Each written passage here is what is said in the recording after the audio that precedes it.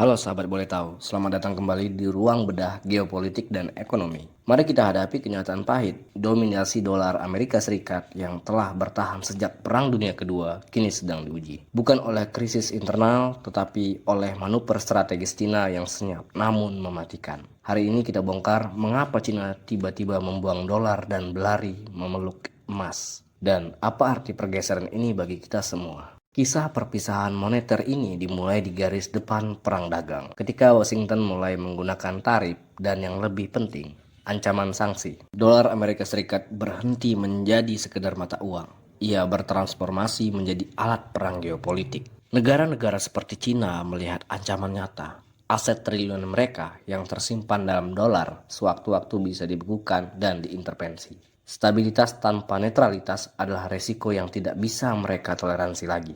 Manuver paling berani Cina adalah eksodus dari utang Amerika. Cina secara bertahap melepas kepemilikan besar-besaran mereka atas obligasi Treasury Amerika Serikat. Ini adalah tindakan perlindungan diri. Mereka menukarkan kertas yang rentan terhadap inflasi dan sanksi dengan logam yang abadi, yaitu emas. Bank Rakyat Cina kini memiliki lebih dari 2.200 metrik ton emas. Dan mereka terus membeli. Tujuannya jelas, membangun pondasi yang anti dolar. Harga emas yang menembus rekor sekitar 2.500 dolar per ons menegaskan bahwa mereka tidak sendirian. Dan inilah poin krusialnya.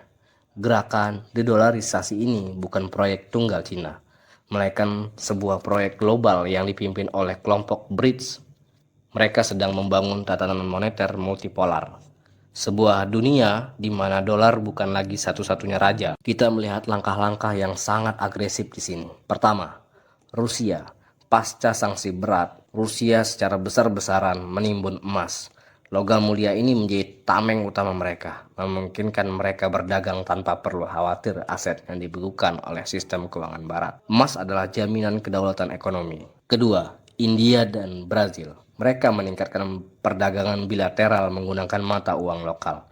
Ini adalah strategi yang sengaja dirancang untuk memotong dolar dari rantai pasok perdagangan. Ketiga, negara kita yaitu Indonesia. Anggota BRICS yang penting ini juga bergerak. Disebutkan bahwa Bank Indonesia telah meningkatkan cadangan emasnya dari 50 metrik ton menjadi 80 metrik ton. Kenaikan hingga 60% ini menunjukkan komitmen regional untuk mengurangi resiko volatilitas dolar dan tekanan geopolitik. Semua langkah ini dari Beijing hingga Jakarta adalah tetes air yang secara konsisten mengikis bendungan dominasi Amerika Serikat. Mereka secara kolektif mengirimkan pesan ketergantungan pada mata uang yang bersenjata. Weapons currency harus diakhiri. Lantas, apa dampak bagi dolar Amerika Serikat? Yang terancam adalah keistimewaan yang berlebihan milik Amerika. Keistimewaan untuk membiayai utang besar dan mencetak uang tanpa perlu khawatir.